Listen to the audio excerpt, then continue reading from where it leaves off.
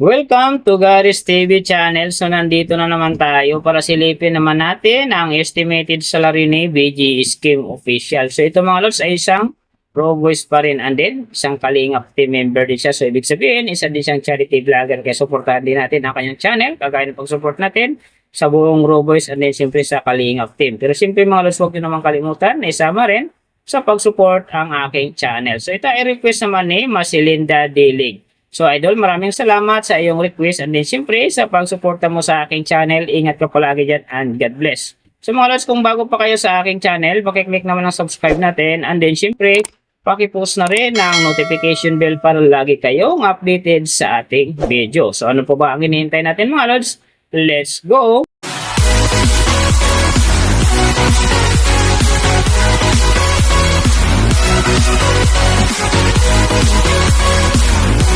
So mga lods, si VG Scheme Official sa ngayon ay mayroon ng upload videos na 1,299. And then mayroon na rin siyang subscriber na 232,000. So may video views naman siya ngayon na 32,059,109. And then yung kanyang country is PH. So yung channel type naman niya is entertainment. And then yung account niya ginawa ito noong May 15, 2020. So doon naman sa kanyang total grade, nakakuha siya ng letter B. And then sa kanyang social grade rank naman, nasa 239,391. So doon naman sa kanyang subscriber rank, nasa 2,138. And then sa kanyang video views rank naman, nasa 469,765.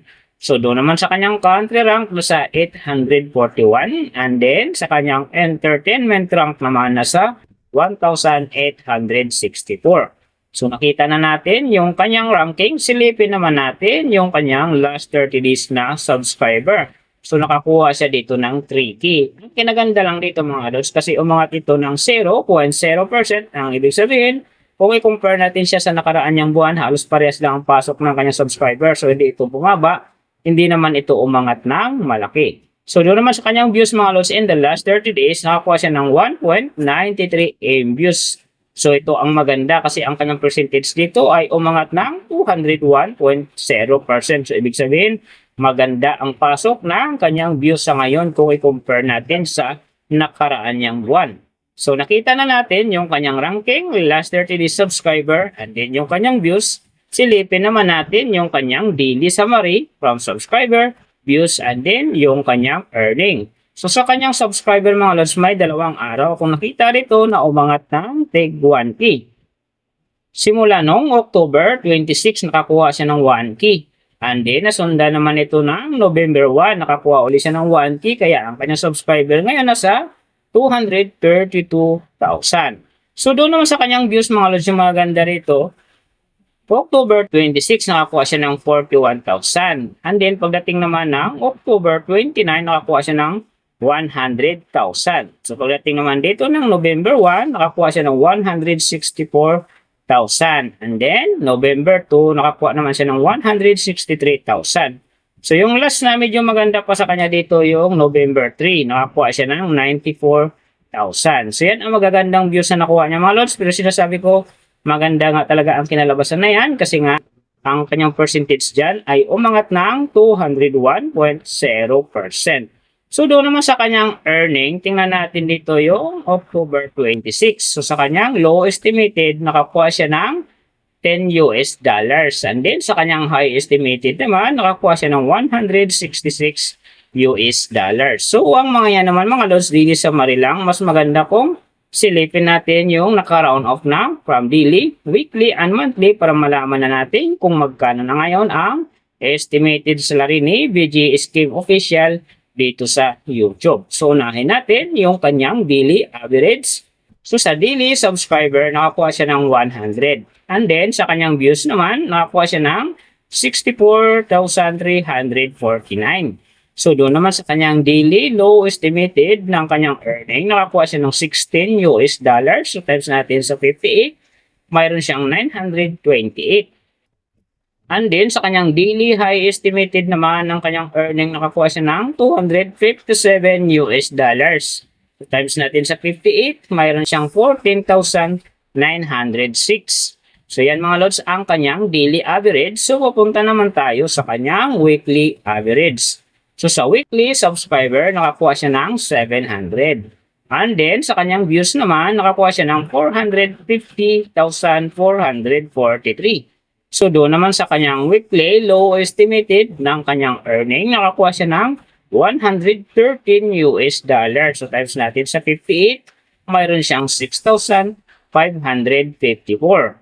Then, sa kanyang weekly high estimated naman ng kanyang earning, nakakuha siya ng 1,800 US dollars. So, times natin sa 58, mayroon siyang 104,400. So, yan naman mga lods ang kanyang weekly average. So, pupunta naman tayo sa kanyang monthly average. So, sa monthly subscriber, nakakuha siya ng 3K. And then, sa kanyang views naman, nakakuha siya ng 1,930,457.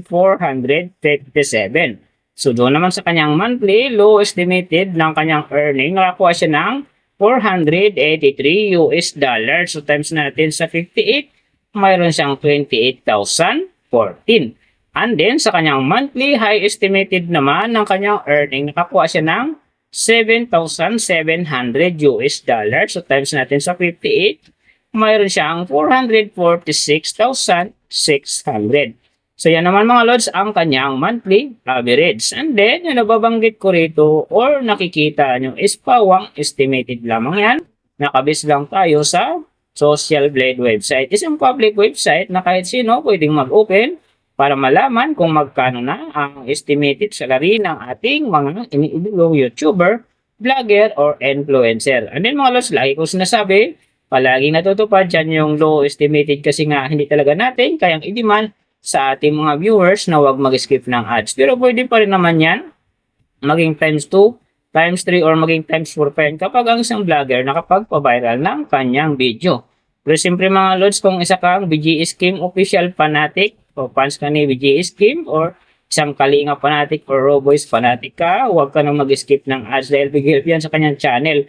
And then, siyempre, sa mga kababayan natin na kanya rin tinutulungan dahil siya ay isa ring charity vlogger. Pero siyempre, mga lods, huwag nyo naman kalimutan na huwag na rin i-skip ang aking ads dahil bigyan dyan sa aking channel, saka siyempre sa aking mga personal na hadikain. Sa mga lods, kung nagustuhan nyo ang video na to, pakiclick naman ang subscribe natin. And then, siyempre, pakipost na rin ng notification bell para lagi kayong updated sa ating video. And then, kung mayroong gusto magpagawa ng video na sim nito para sa inyong mga iniidolong YouTuber, vlogger, or influencer, comment nyo lang sa baba yung tamang detalye ng kanyang channel para ma-search natin kagad at magawa natin sa next video. So, big thank you sa lahat ng mga sumusuporta sa aking channel.